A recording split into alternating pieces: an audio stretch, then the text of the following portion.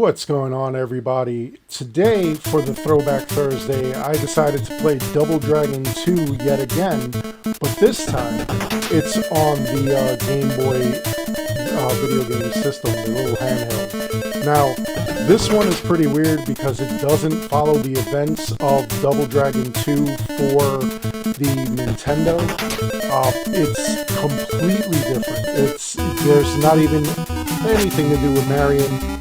What it is Billy and Jimmy Lee apparently joined a gang called the Scorpions, which is a training hall, a particular, I guess, martial arts style or whatnot. They decided to join up with them, and they became teachers in that gang. However, one of the higher-ups was taken out, and it was Billy and Jimmy Lee who are blamed. And they found the gun. They found the guy, I guess, wrote their names in his blood as he was dying, and that's the story. So the leader of the group decided to have Billy and Jimmy taken out, so he sends his entire gang after them, and that's what's going on now. You're trying to prove your innocence, and you're on your way to go see the boss personally while you're taking these guys out. One of the craziest things about this is that a lot of the move sets are completely different. You could beat this entire game just with the punch. The funniest thing is that they replaced that crazy knee kick thing that you did in Double Dragon 2 with the uppercut they see you doing every once in a while. So I thought that was pretty insane. That uppercut is not as useful as the knee kick. There are certain instances where it is pretty useless.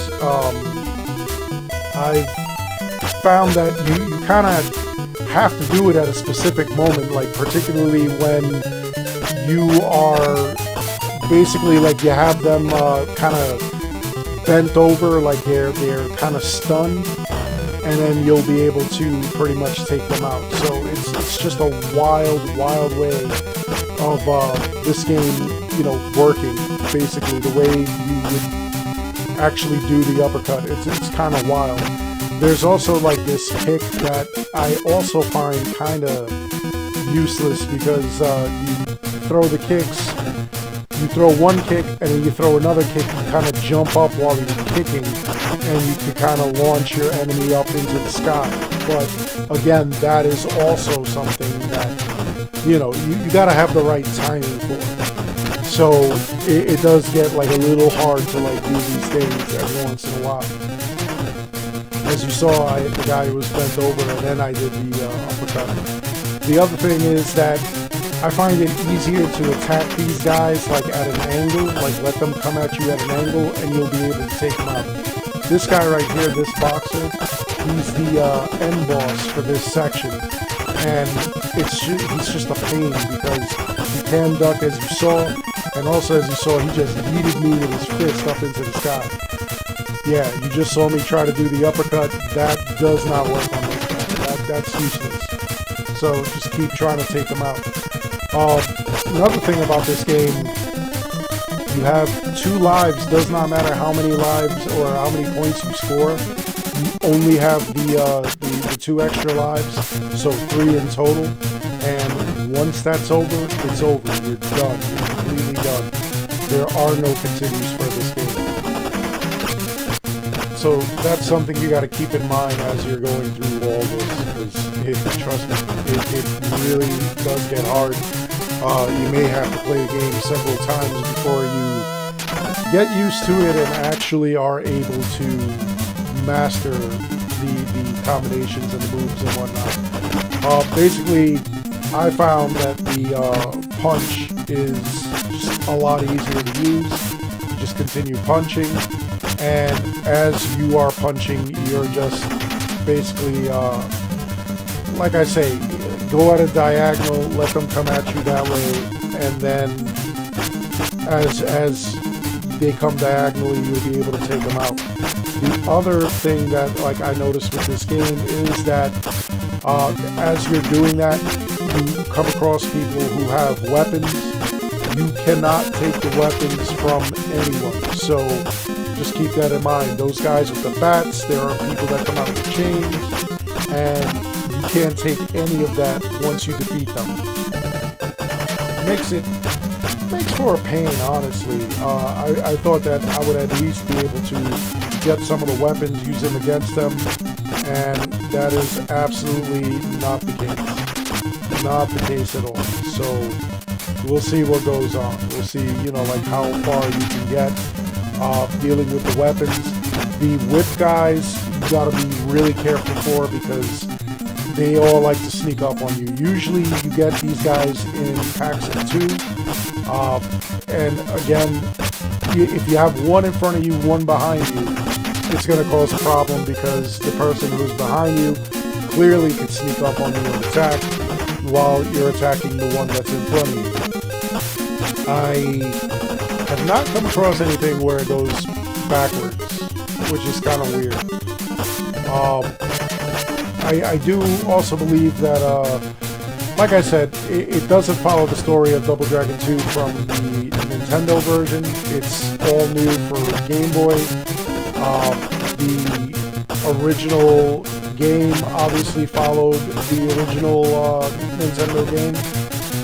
I do believe there is a Double Dragon 3 for the Game Boy as well, and I do believe that it also does not follow the story of Double Dragon 3 for the Nintendo.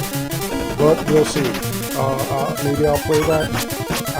Definitely, if you check out the Dark Retro channel, it definitely has this here. In fact, on the Dark Retro channel, you'll find that I have the full gameplay of this game. Right now, what I'm doing here is I'm playing about 20 minutes in. It's about a 40-minute game. If you're real good, you could beat it in, you know, like less than an hour. Like I said, it's a decent game. It's a decent battler for or side scroller, but whole new story. You know, maybe I'll play Double Dragon 3 for you guys as well. But like I said, the full game is going to be on my Dark Retro channel. Go check that out. It's got a ton of different games that are playable there. A ton of different games that are old school. I just like to play old school games here for like Throwback Thursday, Flashback Friday, just for you guys, because sometimes the older games, they were better. They're nostalgic, and you know, that's the whole point of this, is just to have some fun doing it. As you can see, these are the guys I'm talking about. These guys with the whips. It's kind of like chains that they like toss at you. These guys are a lot tougher than the normal guys, and as you can see, look, that guy snuck up on me. It gets really hard when you're battling guys, you know, 2 and 3 at a time who have these chains. It gets really out of hand. So you really want to, the main focus of this game is crowd control. You have to be able to control the crowd. You have to be able to make sure that you have people in front of you at all times, and that you are the one controlling the battle. This over here, if these guys knock you down, you actually can fall back and land in that water that's there. Yeah, that's water. I know that Game Boy's colors were limited until they had the Game Boy Color, but you know, this is what you got to put up with. What I like to do here was go around, and as I went around, like, hit these guys and knock them into the water themselves. It's quite a feat, it's quite a pain, but it can be done.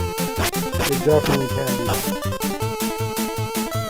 Again, it's a painful thing. You really have to make sure that you have crowd control. You have to have control at all times. But basically, the whole fight sequence is pretty much this. It's you going, you find a location, you fight in the streets, then you get on the subway, you get off the subway, and then once you're off the subway, you go and you battle around like this location that has like a city to it. And I believe that there are 3 complete levels. There are several sub-levels. The last level is going to be, or the last few levels, is going to be several, like floors of a building. You're going to be fighting inside of a building, fighting inside of elevators, and you just got to be like really careful how you approach that and how you end up doing it. So keep that in mind while you're doing this as well. There's going to be like a lot of problems as you're fighting, especially if you're new to all this, if you're new to Double Dragon. This is not a game that you want to actually start off with as your introduction. Trust me, it's pretty tough. This end boss here, he clearly has a gun. The bullets do actually harm you. Like he does fire it off. It's not just for show. I thought it was just for show because he wasn't using it as I was going back and forth. He wasn't doing anything with it. And then all of a sudden, boom, he started using it and I was pretty blown away. Literally. But anyway, real easy to take him out. Now this is what I'm talking about. See, you completed that area. Now you're going to go to the next area, and then there's the final area, and that has the boss. So here we are, we're back on the streets, and we're taking these guys out. And by the way, for anybody who is not from New York, this is not what New York looks like. I don't know what Double Dragon, I mean, obviously it's fictional, but I just found it funny that, this is their interpretation of New York on the Game Boy. Again, nothing too bad here. We're battling in the streets again, and it's just going to be like a massive pain. You got to be careful when you see, these guys, or when you're moving from area to area, you can't see anybody. You definitely want to make sure that you don't walk into a trap or walk into like these guys' fists. You definitely want to be careful. I was kind of shocked to find out that it wasn't related or really like Double Dragon 2 for the Nintendo. I have no idea why they did it that way. The only thing I could think of was that it's possible that they wanted to kind of differentiate themselves from the actual adventure that you went through on the Nintendo. Like, they wanted to give you more stories, they wanted to give you more reasons that these guys were fighting and whatnot. And I figured that that's what they ended up doing. That's why they did it this way. Like that way you're not purchasing the game and just playing another port of the same exact game. Which I could see, honestly. I could see them like trying not to have you basically do the same thing over and over again. I could see it. So that's what I figured that they were doing. That way, whenever you spoke to anybody who actually had the game, they would tell you, nah, it's not the same story. It's like a different story. And I could see it. I could see them doing stuff like that. That way, you already have it for Nintendo. Why would you buy it for the Game Boy? Well, you buy it for the Game Boy because it has a completely different story as opposed to what you played on the original Nintendo.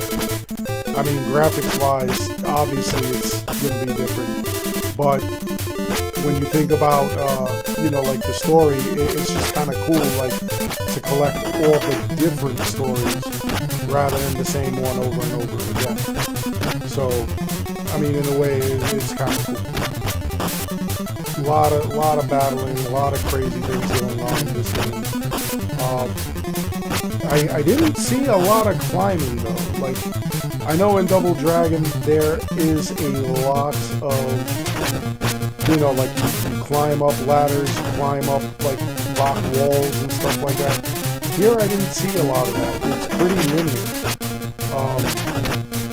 Not, being that it's a city environment, there obviously there's not going to be a lot of, like obvious climbing, like up rock walls or anything like that. So, I mean, I get that. But, again, it was just pretty wild what they chose to do with this game. And, still, I enjoyed it. Oh, this guy was pretty funny. This character, obviously, looks like Jason from Friday the 13th. hockey mask, you know, chainsaw. And honestly, that chainsaw, that jump that he just did, that attack is annoying, but pretty powerful at the same time. He'll bust out that move to like really take you out, and as you saw, took a lot of my health. So that's one of the things you want to look out for. Again, the easiest ways to deal with this guy is just at an angle. Like, go at an angle, he'll come at you. You get to avoid that chainsaw, and you get to avoid being taken out. So, you know, just, again, be careful as you're doing that. Here we go with the uppercuts. Gotta, you know, like, take them out as quickly as possible. That way, you know, you just end this round. This is not the only area where you'll fight him. You will come across an end area where you'll battle him. You'll battle all the bosses that you fought before, and they do get to be a complete pain. So just keep that in mind. You're gonna run into him again. It will happen. And there we go. We completed this area. We'll go to the next area. We're not going anywhere on the map. We're just going to another subway area, I believe. And we'll take out everything that's down here as well. There's a lot of fighting. There's a lot of action in this one. Almost every time you turn around, there will be a, you know, like something that attacks you, something that fights you. You know, like there's going to be tons of enemies. That's one of the craziest things about this Double Dragon, was that there were so many enemies that were coming at you at all times. It was pretty tough, but in all honesty, like, I mean, you can get through it. You definitely can get through it. Just like I said, it was a complete game. Here's the guy that had the gun. This time he's got knives, and there's multiples of him. This boss actually acts kind of like a sub-boss. You'll see this guy several times, not just in this section. He's there a lot. So just be prepared for him. More of these guys with the whips, the chain whips. Really, really annoying.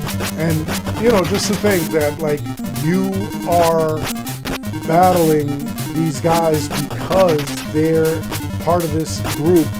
They're accusing you of killing one of their top leaders in this gang. And, you know, this is their reception. They're just sending out their goons to battle you. So now it begs the question, like, when you defeat them all or you prove your innocence, what happens? You just took everybody out. Like, what happens then? Plus, you're one of the teachers, you know, like if Billy and Jimmy Lee became teachers of this quote-unquote Scorpion gang, you know, what happens then? Like, how did these guys think that they were going to take their teachers out? It's kind of wild. But, you know, it makes for an interesting kind of story. When you, as you saw in the beginning sequence, it really wasn't Billy and Jimmy Lee. They're going to prove their innocence. It was another character who actually took out the person and then framed you guys. And when you get to the end, you actually have to, you confront your boss, and then you also confront the guy who actually took them out, or took that character out, which is pretty wild. Again, I really did, you know, for a weird story, for something that had nothing to do with Marion or her resurrection and everything in Double Dragon 2: The Revenge, this actually does stand out. It's a pretty wild Double Dragon game. Weird side story, kind of weird that they would join another dojo or training hall when they are the Double Dragon. You know, like by this game, I believe everything was well established as to who they were, what they were, that they were defeating the Shadow, they were fighting the Shadow, and you know, just that they got over their differences and they went to, you know, do all these different adventures. Part 2, they ended up, you know, avenging Marion and her death. Double Dragon 3, you end up going and finding stones in order to find whoever it was that kidnapped Marion, and then you know that at the end it's actually like, you know, a totally different character that is the end boss. There are a lot of things like that that ended up happening in these games that were pretty wild. Again, really wild that like they have like a different adventures. Definitely gonna play the third installment of this Double Dragon in order to you know, like see how the game ends. There was a Double Dragon 4 which I find weird. It looked to me like it was just a remake of this street brawler game. I gotta look further into it. I think that somebody just hacked it and called it Double Dragon 4 because it doesn't really follow anything of Double Dragon except the look of the character. He does have the jeans and the jean jacket, and that's pretty much, you know, like his whole thing. Like it looks like a Double Dragon character, but I don't believe it's a Double Dragon character. I kind of feel like Double Dragon 4 was the Battletoads in Double Dragon game. And then Part 5, there's one called Part 5, The Shadow Falls. And I believe that one, they made it look like the TV show, the cartoon, which was pretty popular back in the day. I forget how many seasons that ran for, but it was pretty funny. It was, you know, again, one of those shows that basically was there to sell toys. Everything that they had in the show was a vehicle or something that, you know, could easily be a toy. The characters were very beefy and you know, like they could be like He-Man toys themselves. I don't remember. I think that they did make that a toy line as well. Yeah, this Final Ninja, this is the boss of this level. Anyway, I'm going to let it go here. If you want to see the rest of it, definitely go check out Dark Retro. There's a link in the description below. I hope you enjoyed the video. Please make sure you like and subscribe. It helps these channels out an awful lot. As always, I want to thank each and every one of you for watching. And until next time, take care, be good, stay safe, take care of each other. I'll see you guys all in the next one.